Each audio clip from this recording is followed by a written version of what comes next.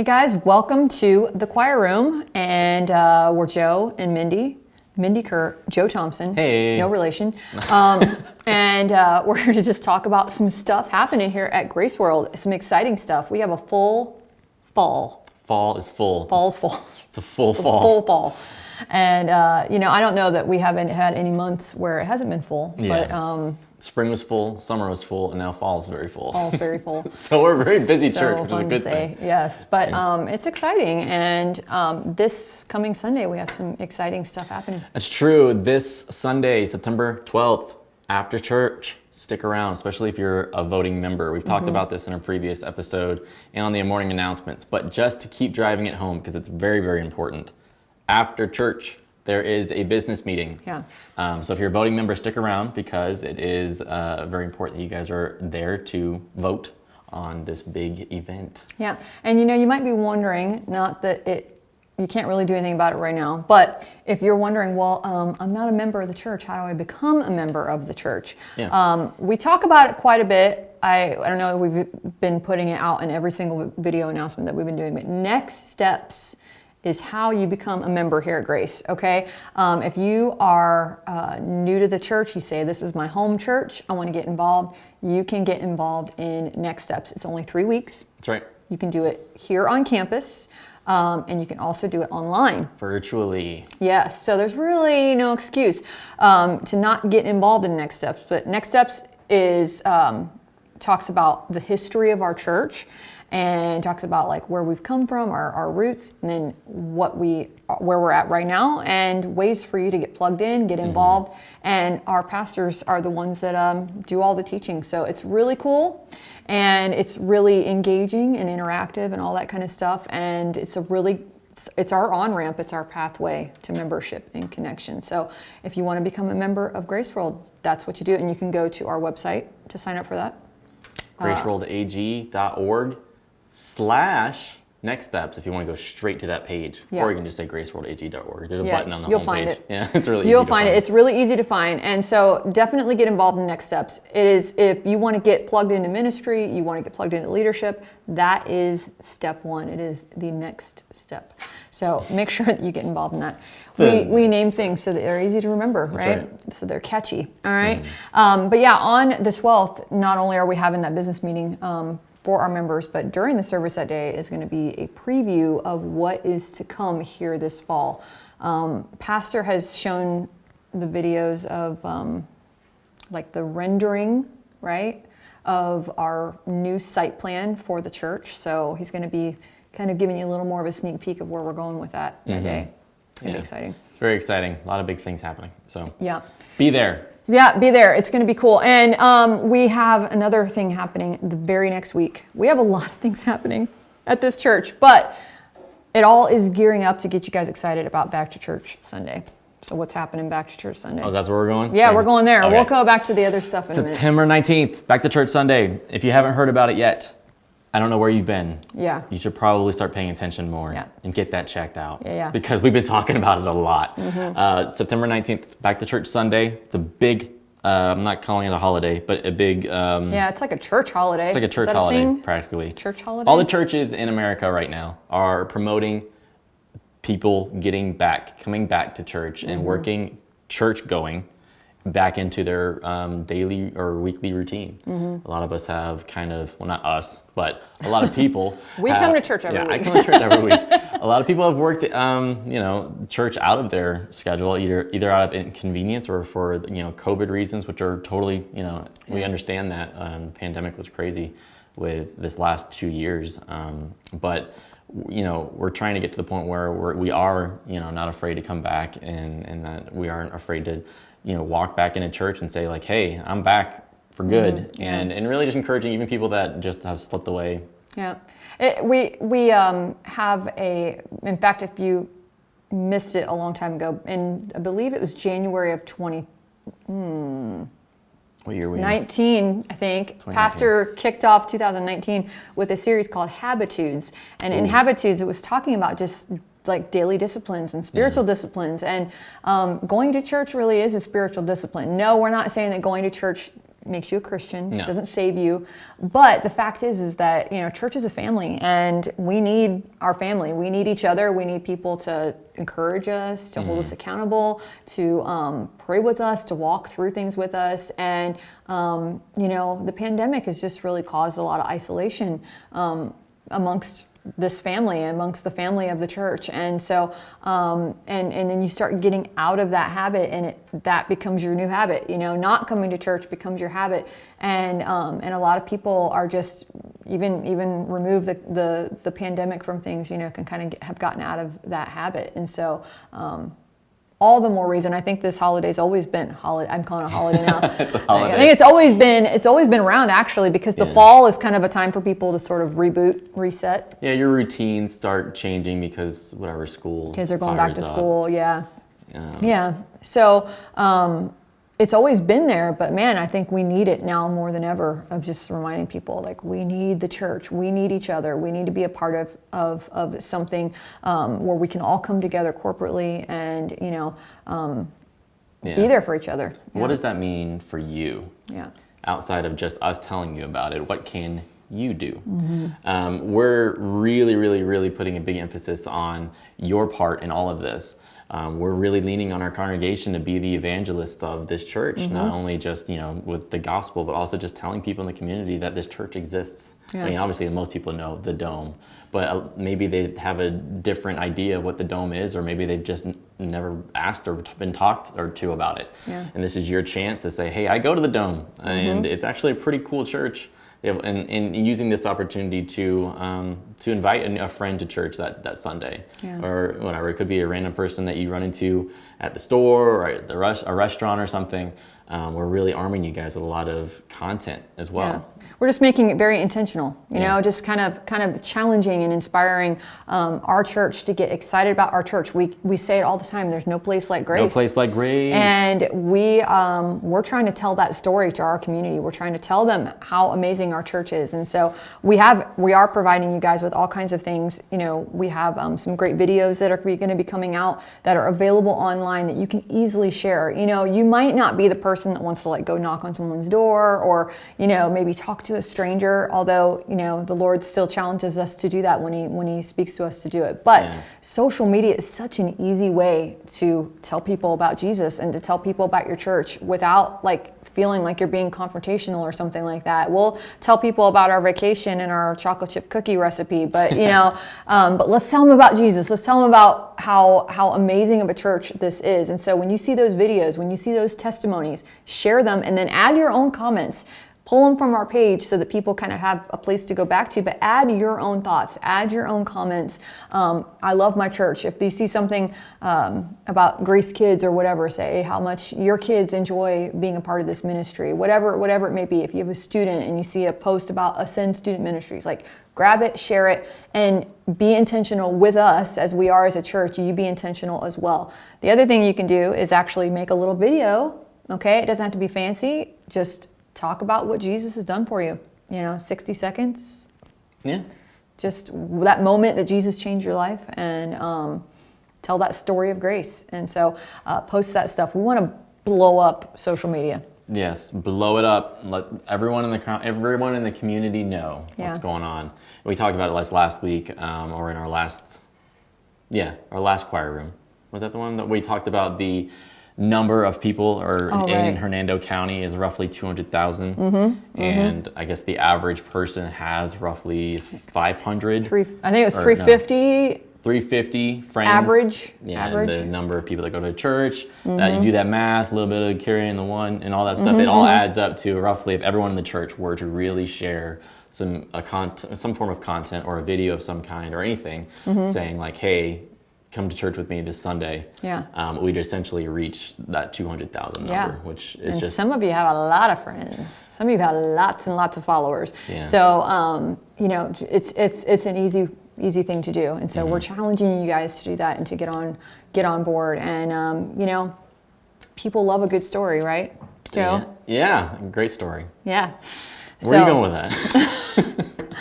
Well, I'll tell you, I was inspired by a random question that we got in our comments on one of our episodes of the choir room, and somebody said, are you guys a couple? And I, of course, wrote back and said, no, we're just friends, Friends. But I was like, well, then this is a great opportunity to talk about our spouses and tell some stories. Story time. Story time. Especially when it's like, little sappy stories. So we thought we would talk to you today about our respective spouses and how we met and how we got engaged to them, okay? So, Joe, why don't you talk to us about your lady?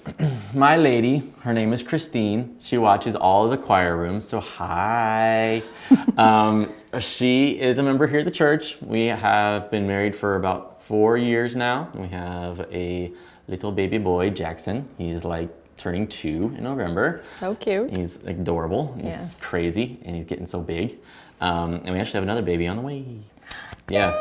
But I met Christine actually through some people that went here to Grace World. Christine was a part of the youth group here at Grace. Back when Pastor Donnie, sorry, my microphone is like wrapped around my leg. Okay, sorry. Back when Pastor Donnie was the youth pastor here, Christine was one of the student interns, was very involved with the youth group. And she just had a core group of friends that she hung out with a lot. And I went to a different church here in Spring Hill. And I don't remember how it happened, but a friend of mine from that church, we went to, I think it was called the Coffee Barn at the time, and we were doing like an acoustic worship, set or something at the coffee shop, and we bumped into Aaron Strickland. That's who it was. Okay. And he was like, "Hey guys, a couple of friends and I are going bowling. You want to go with us?" And so we're like, oh, sure. So when we were done with all that, we got some of our friends, went bowling. And it just so happened, Christine and I crossed paths at the bowling alley. And I was like, I think I've seen you before. And we actually went to middle school together. Wow. And that kind of opened that door when we started talking to each other. And the rest is history. And eventually decided I was going to marry her. Yeah, okay. And, Cool. Yeah. We'll stick a pin in that. Okay. All right. So we'll get back to that in just a second. So I am married to Andy, and some of you, actually more people probably know Andy than they know me, because Andy loves everybody. He is a relationship person. Social butterfly. Yes, he's the sweetest thing, and and Andy and I have been married for almost 20 years. I know that doesn't seem possible since me and Joe look like we're the same age, but Andy and I have been married for almost 20. Not saying you anything. weren't supposed to shake your head, Sorry. Joe. I was me very shaking rude. my head saying like, I'm not gonna say we will have been married 20 years in December, and we met in Pensacola, Florida. I was a worship leader in the youth department at Brownsville Assembly in Pensacola, and lived down there. And Pensacola is a military town, so it brought Andy our way through the Navy. He had just finished up his basic training and was coming for a school in Pensacola and popped into one of our youth services one night. And I instantly thought he was super adorable, but thought, no, distraction, just say no, that type of thing. I just couldn't, I didn't want to get caught up into anything. And I just figured, he's in the Navy, he's going to move on, I'm sure we don't have a lot in common. I was, kind of moving into that church ministry direction. And I thought that doesn't really work. But man, God just caused a friendship just to develop first, which was really cool. And even though probably that whole time we knew we really, really, really liked each other, but we just were friends for a while. And we just hung out with people our own age and like college career type setting, that sort of thing, and ended up really getting to know each other. And as they say, the rest is history. Yeah. So, Joe, leading up to that moment you decide you want to marry Christine, how did that all go down? Like my proposal story? Yes. So people love a good proposal story. Yeah, a good proposal story. Or an adequate one. Yeah, I attempted to be Mr. Romantic. I'm not good at that whole thing. And I had heard from a friend at work that there was this really nice restaurant on this lake over at Tarpon, Lake Tarpon or whatever. And he was like, it's really nice. You can sit outside. You're right by the water, and it's really like just a beautiful place. I was like, okay, well, just to double check, I'm gonna go ahead on Google reviews and stuff and Yelp and all that stuff and make sure. And all the reviews said that this was a pretty sweet place. Everybody loved it. And I was like, all right, so we'll do that, and then we'll go watch the sunset, and that's when I'll pop the question. It'll be a beautiful moment. It'll be real, just a little, it'll be cute. It'll be very Joe, kind of like very chill, but very nice. And we went to this restaurant, and this is where you guys really just should never trust reviews, especially if it's like a like local place that all the reviews are from people that just happen to live by the place, and that's why they leave reviews, because it's just they're the closest restaurant to their house, therefore it's the greatest place on earth. The place wasn't bad. It really wasn't bad, but if you know my wife, she doesn't like to be outdoors very much. And we decided, oh, we'll sit outside, and I figured, you know, the breeze from the lake or something would be nice, and it's just, everything just smelled like dead fish. And she never showed any, you know, signs that she wasn't enjoying herself, but I wasn't enjoying myself, so I knew that she must have hated it. But anyways, we had dinner, and it was okay, and I was like, whatever, it doesn't matter. Dinner was fine, it's a funny story, we'll just keep going. And we went to a local beach down there, and the moment we pulled up to this beach, it was like, the moment we got out of the car, it must have been like low tide or something, and everything smelled like farts, and I was like, do I even bother? Do I even bother at this point? The problem was, she knew I was gonna propose, and every time we'd gone out, like leading up to that day, I could tell like in her eyes, like, is this it? Is this it? So like I just knew she knew that I was going to propose that night, and I was like, I just can't keep dragging her along here. I gotta do it. I have to just do it. So, you know, I'm someone that just makes the best out of a lousy situation. That's my personality. I make things funny, and I try to make everything a good time. And so, I mean, I literally, you know, we walked around, and we looked at, you know, I just kept making jokes about how the place was kind of a dump. And then like in that moment, I got on one knee, and I literally said, I am so sorry, this place smells like farts. And I'm so sorry, it's so hot outside and I'm sweating, but will you marry this sweaty schmuck, is what I said. And she thought it was hilarious, and at that point, I don't think she cared where I proposed. She was just ready, and so we got engaged, and it's a funny story. It is. It's sweet. It's just, yeah, I really tried to make it. And that's what matters, is that you put some thought into it, and you know, and it is what it is. But we had a beautiful wedding, and everything else was very, very like just awesome as far as it being very romantic. We had a really beautiful venue and all that stuff. But yeah, my proposal was just rough. Very rough. That was a great story. Well, I imagine Mr. Andy had a very immaculate story. Yeah. Well, we got engaged back in the old days, okay, when people wrote letters and cards, and where you could walk all the way to the gate at the airport. Do you even know what that was like? There was a day where you could go to an airport and you could go all the way into the terminal, and you could sit right up. You know how there's little waiting areas by the gate there? Yeah. You could actually go all the way to that point in an airport. This is pre 9/11. So Andy and I were together. We were together as a couple, if you will, like an official couple, for about 6 weeks. That was it. And then he got transferred to another school, another duty station in Maine. So we knew we wanted to be together and get married one day and all that good stuff, but we weren't engaged yet. So, but we were also separated. So it was like, okay, we look at the calendar. There's literally 2 dates on the calendar, while he's away, and then there's December when he's all done and we have the opportunity to get married. So sometime between April and December, we're going to have to get engaged in there somewhere if we want to get married, right? It was all very matter of fact. Like, I'm marrying this guy, we're in love, we're doing this, right? So I wouldn't have cared if he pulled a ring out and tossed the box at me and said, let's do, I wouldn't have cared. Let's go. Yeah, let's do this. I was good with it. So I figured, okay, I'm going to see him Memorial Day weekend and Labor Day weekend. So one of those two, I'm probably getting engaged, right? Well, Labor Day is pushing it a little bit close to December. So I figured Labor Day weekend or Memorial Day weekend, I'm getting engaged. So again, it was all just a formality. Let's go out to dinner. Let's just get it done. So that's what I was expecting. I was totally cool with that. I had to pick him up from the airport in Pensacola, found out that his flight got rerouted to Mobile, Alabama, which is about an hour north of Pensacola. So me and a friend of mine, because it was late at night, so she drove with me to the airport. I was like really mad. I was really tired. I was really like annoyed.